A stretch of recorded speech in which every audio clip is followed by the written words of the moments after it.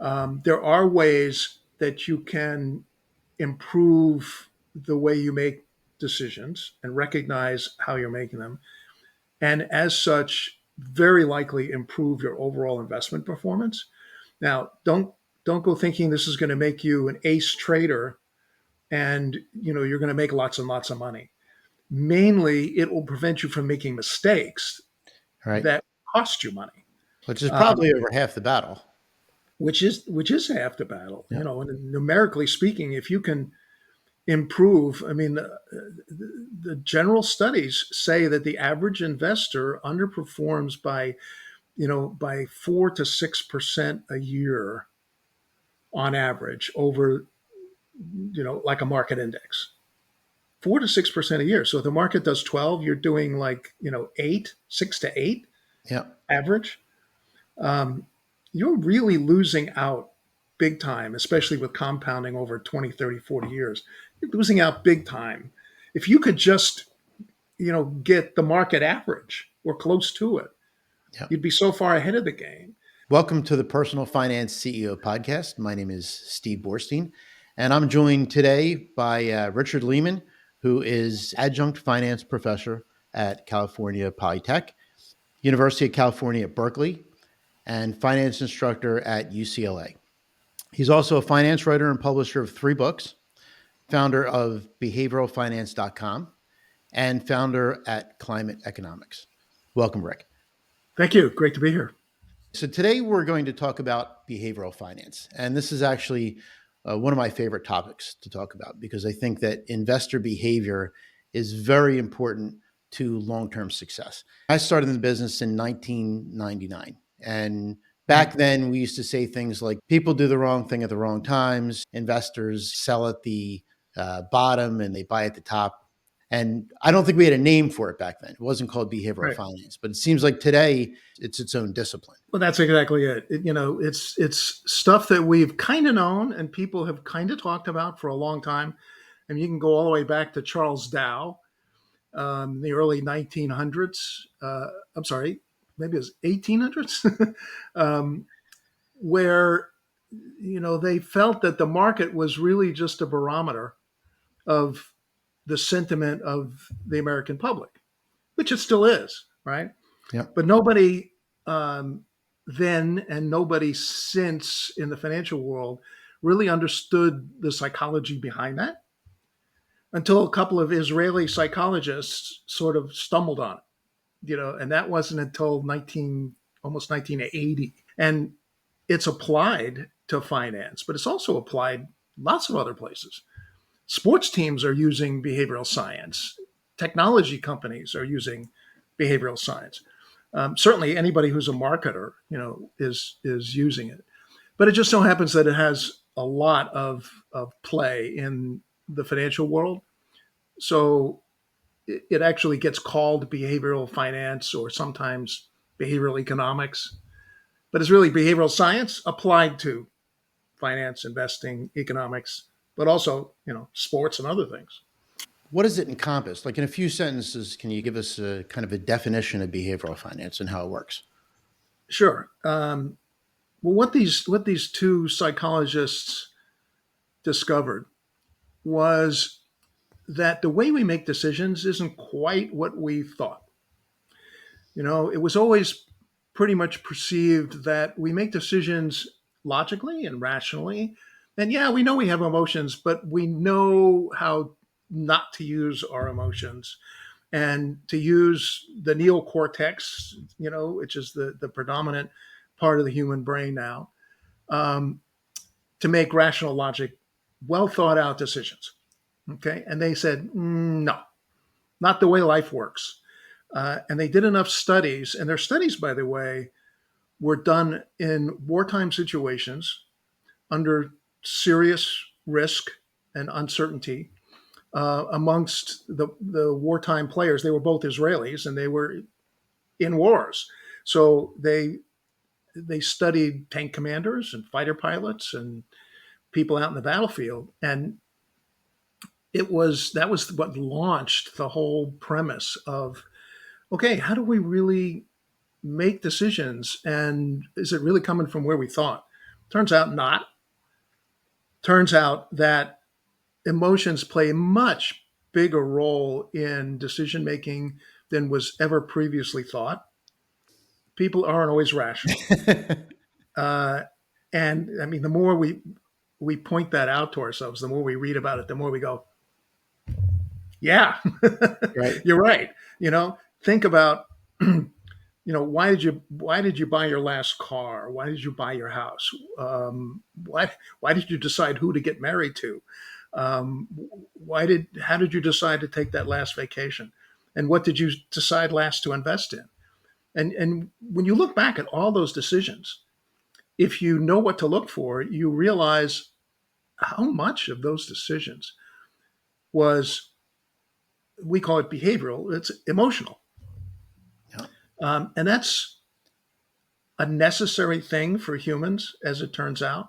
We can't make decisions unless we use our emotions, but they can lead us astray. And they very often do. And in groups, when you look at group statistics, that's why individual investors sorely underperform the market averages over time, because we don't make the right decisions at the right time. And that was just such a major revelation, and continues to be. And we're still seeing the implications of all that. Um, and new research is being done all the time. I think when you think about investors making investment decisions, kind of like they do dating or some of the other examples that you gave, it makes some sense. I mean, I've said to people for years, a lot of times the average investor or person looking at their personal finances spends more time looking at the menu when they go out to eat than they do on their personal finances. And I think it's like that pleasure pain principle. So it's more fun to figure out what you're going to eat than it is to kind of go over your finances and to figure out your budget or your goals or see how on track you are. Does that make sense? Yeah, you can say it's more fun. It's easier. Yeah. It's easier to make decisions emotionally. We are designed by evolution, okay? And evolution told us, um, millennia ago, that we would more likely survive, if we thought faster and less accurately. Okay, so the brain evolved for speed over accuracy, and the way it developed its skill was to use emotions. So you could stand there, and if you were on a mountaintop in the savannah, and you saw a saber-toothed tiger coming, you could stand there, analyze, okay, how fast is he going, and can I run faster? But by that time, you were eaten. So Right. people didn't survive, if they thought slow. People survived if they were fast thinkers, even if it was not terribly accurate. Better to get it done than be perfect. Right. Right. And so we became, by evolution, more emotionally driven than we like to believe. Even with big decisions. I mean, think about how much time you put into any of these big decisions. Um, buying a house, buying your last investment, going to college. They're decisions that basically you made fairly quickly, despite the fact that you did some analysis. Um, Let me give you an example. When my daughter was ready to go to college, I said, "What do you want to study?" Biology. Okay, great. I went, I looked up, I got the top 10 biology schools in America, and I said, here's the list, make your applications. Okay, it's that simple, right? So she did, and she got into a few. She didn't get to all of them. And then she said, I want to add one. So I said, what do you want to add? So I want to add University of Texas. University of Texas in Austin? Okay. So I looked it up, and they said they're actually pretty high on the biology scale. So I said, fine, I'll add that in. Maybe it's not one of the top 10, but it's fine. Right. Um, and sure, lo and behold, she gets in, and she got in a couple of other places, but that's what she chose. So long after she was there, I went back and I asked her, okay, what was it about UT that made you, not want to go to Berkeley or Princeton or, UCLA or, any of these other schools? Okay. Turns out a certain boy that she knew was also going there. And, did that have an influence? Hell yeah. Yeah. So it wasn't You know? necessarily the career move to be Yeah. there. It was a personal. So do we do the same thing with stocks? Yes. Yeah. There are studies that show people buy stocks because they're familiar with them, because they see the company. There's home bias. If you drive past Tesla every day, it has an impact on you. You're gonna feel like, yes, it's a real company. I know people who work there, and so that has an effect. But if you're living in California and there's a pharmaceutical company in New Jersey that's actually a very good company and a great investment, you can't relate as much. It's harder for you to think about it. You never see it. Right. You don't even know it's really there, right? So it's those kinds of things that affect, and there's lots of those Yeah. that affect our decisions, and they lead us astray. So the numbers always show that investors left to their own designs will not make the most effective financial decisions that they should be. Bottom line. Yeah. Okay. Now, is that a serious problem? you know, Yeah, over the long term, especially, right? So, yeah, over the long term, especially. I mean, sure, you're going to get lucky every now and then, all right. but over the long term, we just don't do it well. So, should we be managing our own finances? In most cases, no. Um, Now, on the other hand, are financial advisors also humans, and are they subject to the same stuff? Yes, but there are mitigating factors. They're much more well trained. Okay, they focus only on that. They can give you a third party view of things outside your emotions, right? Yeah. So when they tell you, I think this is a good investment, they can do it from information that goes to rational thinking as opposed to your emotions, which will tell you, yeah, I knew somebody who worked there, nice company. More Uh, objective than maybe you can be for yourself sometimes. yeah, it's a pervasive problem around the world. I mean, this Yeah. is this is clearly global, and it was actually bigger in Europe than it was in the U.S. originally. Um, but it's a big problem. Some of the numbers are rather staggering. One study in Europe showed that the average individual investor at a brokerage firm similar to a Schwab, Hmm. a discount broker type operation, where people do their own thing, underperformed the market by as much as like 5 or 6% a year. Yep. I've seen A that. year. Think Yep. about over 20 or 30 years of investing. How much less money you're going to have if you underperform the market averages by that much, and that's a overall average. Yeah. There's people that do a lot worse. So, yeah, it's a serious problem. There's also a study that shows that the average advisor underperforms the market, but less underperformance than the average investor. Right, So it's right. it's kind of funny from that standpoint. I mean, using an advisor doesn't necessarily guarantee that you're going to beat the market, and probably in most cases you're not going to. And probably But right. it still protects you from yourself in losing less, or I should not say losing less, in making uh, less worse decisions than you would on your own. Yeah, you're reducing your underperformance. Right. So if an advisor protects you from doing 6% worse a year and only does 1.5% worse a year, which is basically the cost of the advisor, Yeah. then that's a You've plus for most people. true. Yep. You've No. essentially made 4 or 5% that you wouldn't have otherwise. So Yeah. Now, uh, there's other things that come into play here, like ego, and people think, oh no, no, no, no, that's not me. I'm better than the average. right. So I think that's basically believing that you can predict the future because you're smarter than everyone else. You have a roulette wheel, and it's going on black 5 times in a row, and you think it's due to go on red, right? Right. Yeah, you think it's due. Yeah. when in fact your chance has been 50% either way, well, except for the Yeah, green. exactly. Uh, that's the challenge. So the other side of this coin is that, okay, now you realize this. What do you do about it? It's not easy. Yeah. Even Kahneman, who was the author of the book and one of the original, guys who came up with this whole prospect theory for behavioral finance, um, he wrote a book. It's called Thinking Fast and Slow. It's a great read.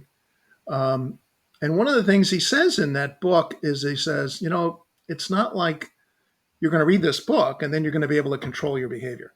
He said, I wrote the book Right. and I can't control my behavior because the nature of behavior is hardwired Yeah. into our brains. You can't disassociate your emotions. You may think you can. And there are tools and there are methods for reducing the effect of emotions on decisions. But the average person, it's beyond their capability to do that. So then, if we look at behavioral finance and studying behavioral finance, who would it be more beneficial for, the average consumer investor or a financial planner who's looking to help clients overcome that, or fund managers, hedge fund managers? Who gets the most benefit from learning about that? Well, they're all going to benefit.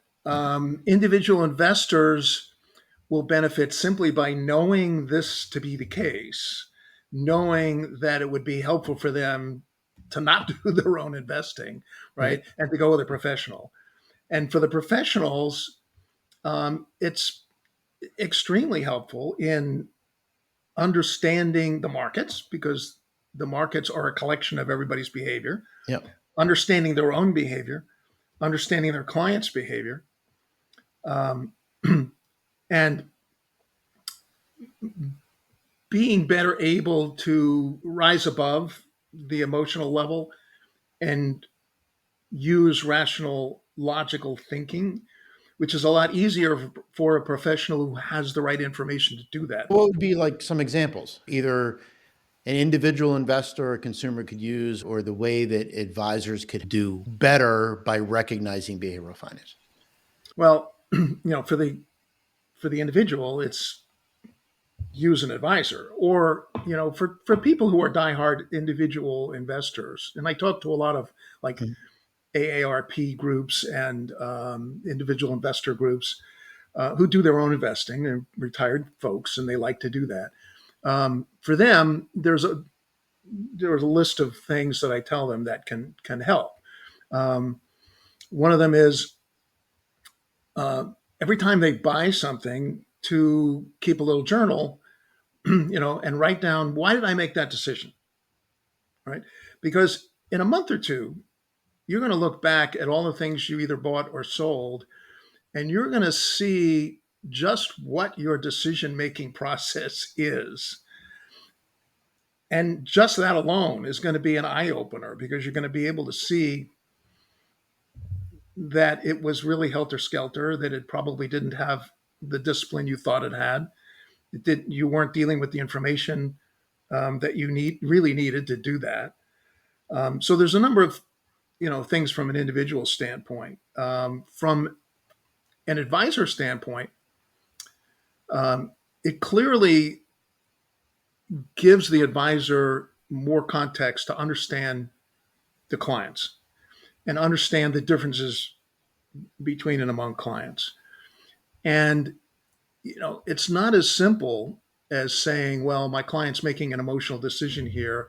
I'm just gonna bring in logic and I'm gonna say, okay, no, you're making a dumb decision. Right. This is where you ought to make this is what you ought to decide on. That doesn't exactly work. Might actually have the opposite effect, right? Because if it's an emotional decision to begin with, you don't want to reproach a client. They fire their advisor. Yeah. But there are other ways to ameliorate the situation. One is what I call workarounds. I mean, I do this myself as an investor. I know what my weaknesses are. I've clearly identified them. Okay, and I know I'm not going to change them. It's me. It's my behavior. It's emotions that I can't get rid of. So what do? Well, I work around it. I avoid situations that would put me in a position of making an emotional decision. Good point. Um, the second thing to do, and I'm really big on this, is to really filter your information, filter your inputs, get a good source of information, maybe one or two subscription services from people who are really good, who analyze investments and can give you sound advice. Right. And stay clearly as far away as possible from the public media. The public media is your worst enemy, Yeah. aside from your own emotions, because they intentionally create headlines to stir you up. Sure. So you look at YouTube or TikTok, or even CNBC, right? I mean, it's all meant to get your eyeballs so they can advertise more, and it's not meant towards necessarily giving Exactly. you objective information. And Exactly. on the other end of it, on my end of it, it's very difficult for a financial professional to say things publicly without a ton of disclosures, right? And so Right. it's easier for somebody on TikTok to basically say whatever they want, even if they're completely wrong. And for me, I've got to watch, kind of every dotted I and crossed T from a compliance standpoint. Yeah, that's a real irony in the regulatory system. If you're not registered and you're not licensed and you're not a professional, you can say anything you darn well please. Absolutely. And people do. And they make up stuff and they're never held accountable and they're telling you things that they know will rile you up Yeah. or cause you to take action. Are they giving you sound advice? You know, maybe now and then on a lark, but in general, no. What they're doing is they're gathering, as you said, they're gathering your eyeballs, for their advertisers. That's their business model. The Yeah. business model is not helping you as an investor. And they do much more damage than they help. I think it's an important point you brought up too with behavioral finance, that it's not just about the investing portion of it too. Behavioral finance runs into the decisions you make when you buy things. And so it runs into really all areas of personal finance, whether it's looking at your estate plan or whether it's looking at your tax strategy. There's some people that'll make bad moves because today it saves some tax dollars, or they make an estate planning strategy that's based off of emotion and not logic, right? And so it's Right. I think behavioral finance touches all those different areas. Yeah, all of them. I mean, it talks about what should you be doing with your retirement plans? How should you be arranging borrowed money? What types of accounts should you have, taxable or non-taxable? Yeah, estate planning. I mean, all of that stuff, and that's why advisors have become more holistic, in the past 20, 30 years, is because they realize people need help in all those areas. Um, and they're Absolutely. all affected. Yeah, they're all affected. And everyday decisions. Once you understand a little bit more about behavioral finance, you recognize all these things, with you as a consumer, let's say, you're shopping in a store and you're looking at, buying some item and you can see yourself going through, these predictable thought processes. And even when you recognize it, you say, oh, well, yeah, I know I'm being silly about this. But, I went to buy recently, we had to buy a dishwasher. The local dishwasher places went online, did our homework. And I got down to one I really like, had all the specs and everything else. And my wife says, I don't like the logo here in the left corner. I don't want a logo on my dishwasher. I mean, just think of how my kitchen would look if I had a logo on my Right. dishwasher. So we had to buy one that didn't have a logo on the Yeah. front. No You know, matter no matter what the price or the features, right? it was the look, right? Now, when that happens, if you don't get the ideal dishwasher, or if you pay $50 more to get the one that your wife wanted instead of you, okay, how much damage is that? Right. Actually, it's probably a good thing for your relationship. Yeah. But But you could extrapolate that out to a car. well, a car or investing over 40 years, you make those kinds of decisions over 40 years, it could make a humongous difference, in what Absolutely. you have when the time comes that you're going to not be working and you're going to need that money. There are tons of really good behavioral finance books. Can you recommend any? Go to behavioralfinance.com, which I put up and admittedly don't spend a lot of time updating, but there's a list on there of 150 books with categorizations and like, well, okay, here's a set that are really geared for academics, but here's a set that the everyday person will really, be able to read and enjoy. So things by Dan Crosby or Dan Ariely, or Kahneman, or Morgan Housel, uh, each of which have written multiple books, are up there and are not heavy academic reading. They're generally light, filled with examples, and they're geared. Kahneman's is a high level, but everybody else was that I mentioned was basically gearing their books for the general public. Um, and I think if you start one of those, you'll go through it, you'll appreciate it, and you'll probably want to get more. I'll put a link in the description of the podcast so that people can get to your site and check those books out. One of the things about behavioral science innately is that it comes from inside your brain and deep inside your brain, meaning a lot of it is subconscious. You're not aware of it at the time. Um, and changing that notion or changing that behavior as a result is very difficult. So it's not a situation where you're just going to read a book and you're going to go, oh, yeah, I recognize all these behaviors that I do, and I'm going to stop doing them. It's like, you want to read a book about dieting, and are you immediately going to go out and diet? No, because your emotions are going to hinder you from doing that. Right. Um, but not to get discouraged with that. There are ways that you can improve the way you make decisions and recognize how you're making them. And as such, very likely improve your overall investment performance. Now, don't go thinking this is going to make you an ace trader and you're going to make lots and lots of money. Mainly, it will prevent you from making mistakes Right. that cost you money, Which is um, probably over half the battle. which is half the battle. Yeah. And numerically speaking, if you can improve, I mean, the general studies say that the average investor underperforms by 4 to 6% a year on average over like a market index. 4 to 6% a year. So if the market does 12, you're doing like 8, 6 to 8 Yeah. average.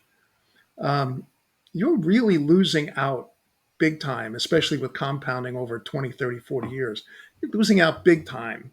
If you could just get the market average or close to it, Yeah. you'd be so far ahead of the game. It's even a larger difference if you think about it, because most people aren't 100% in the S&P 500. They've got a mix of stocks and bonds. And so because of the mix of bonds, generally your returns are lower anyway. So the average 60/40 portfolio over the past 30 years, I think, has averaged about 7.38%. And so if you look and say, okay, well, investors are underperforming the markets overall by, let's go on the low end of that at 4%, you're still in the long-term average of a 3% range, maybe. So you're Yeah, you're you're barely scraping inflation. right, right. So if you can do even modestly better than that, it's definitely going to be worth your time and effort, to do that. Um, but don't think that people who study behavior are then able to psych everybody else out and make loads and loads of money.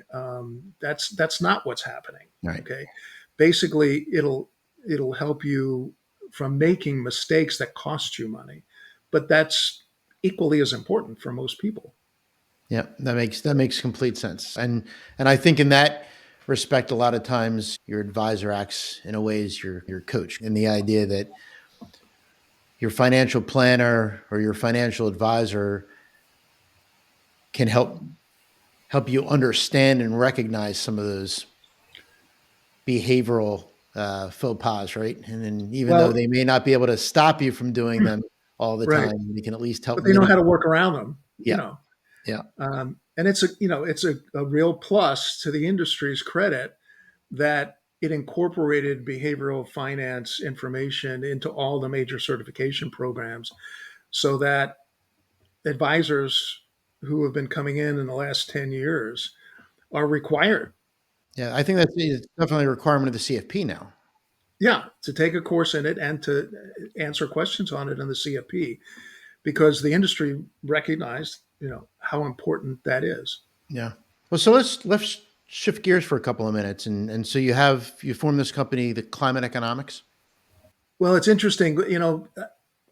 I took a lot of interest and wrote the book in behavioral finance and taught the course. And then after a while, it's like, well, how can I make a business out of this? Right. And I was trying to think of what I could do. And that's when I got the URL for behavioralfinance.com.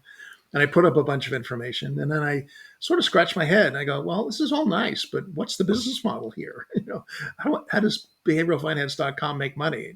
All right. It's a great URL, by the way, because I'm Huh? really surprised you were able to nab that because it's such a. I mean, it's the term. It's the term that Yeah. everyone uses. Well, it cost me, but I waited till the price came down. Um, and uh, and I started to really rack my brain as to, where does this make a business model? And eventually, uh, I came up with the idea of developing a business around alternative investments, which are a very up and coming thing. They're a real thing. They're investments that are outside the regulatory framework. So everything other than stocks, bonds, and mutual It was funds. like crypto or Well, it's crypto and digitals. It's real estate. okay, yeah, It's collectibles, which are becoming a huge category. yes, yeah, Um, and when people think about it, it's like, yeah, you probably do own some real estate. You probably do have something you collect, or have thought about it. Um, and then there's all the private equity and venture capital stuff that's mhm, usually not available to the average investor. So there's a pretty big bunch of stuff in alternative investing. And uh, I latched onto the idea of developing. I was going to write a book and develop a website around that. But midway through that, something even bigger sort of came about, and that's climate change. And I realized uh, how behavioral the whole climate change issue is. I mean, it's so controversial, and yet so little information has been given out to the public. Not the science stuff, but little information regarding finance. But the industry is working on it. S&P is at some point in the not too distant future going to rate every public company on their climate risk. And so it's going to be a factor now mhm, in investing. Is this company at risk from floods, drought, heat, tornadoes, storms, rising sea levels, whatever comes about? Um, so I think it would be really powerful for investors to have that information. And right now they don't. Okay. right, And they're also getting fed a lot of misinformation about climate change, because it's really taken apart in the headlines and exaggerated in yeah, both ways. Um, so I saw a real need there. And then there's the opportunity side of climate change. Lots and lots of companies are going to grow in the clean energy business, in the carbon recapture business, in the climate mitigation business. Um, Lots of changes are going to come down the pike in terms of real estate, things you buy for your house, or materials you use to build your house, or things you buy, just like buying a generator for when the power goes out. I mean, all those kinds of things are opportunities All right. for investing. And there's new technologies that are being deeply investigated for their ability to do things in a cleaner energy environment. So, AI is getting all the headlines now. Yep. Okay, and it should. And I think AI is going to be a big sea change, in investing. But I think climate change will also be, and it's not getting the headlines. There's um, there's some information that is definitely coming out. I mean, there's a lot of talk about electric vehicles, Yeah. and should you buy them, and what's the cost, and what's the maintenance cost, what's the impact on the environment. So that's in the public domain now. There's a few other things like solar, which is in the public domain, and there's a lot of stuff on that. That just cracks the surface Yeah. of what's going on. I mean, there's so much going on under the surface with new technologies, like geothermal, like hydrogen, like wind farming. Um, so there's a whole battery of clean energy, type investments that are going to be great investments over time. And there's a whole lot of stuff happening that's going to be risky that people are holding now. I mean, a big question is what happens to the fossil fuel companies. Um, yes, they make tons of money right now, but what happens when the state of California says you can't buy a gas car anymore? All right. New Uh, Jersey's just proposed making every vehicle an electric vehicle sold in the state in the next, I think it's 10 years or 15 years. So, yeah, it's definitely a movement, and there's lots of stuff happening in other states and at the federal government level as well. So there's just so much going on in the climate world, Re- regardless of how you interpret the science. yeah.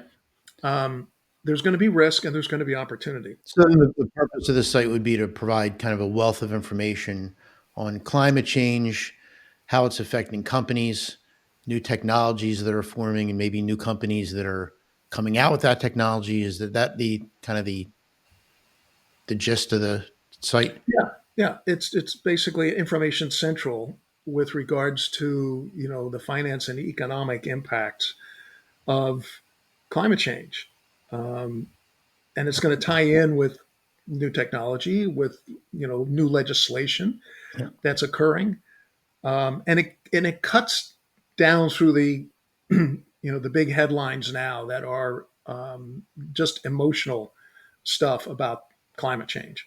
Yeah. Um, and whether you're a denier or you're a believer shouldn't really matter from a financial standpoint. It's going to affect you, Right.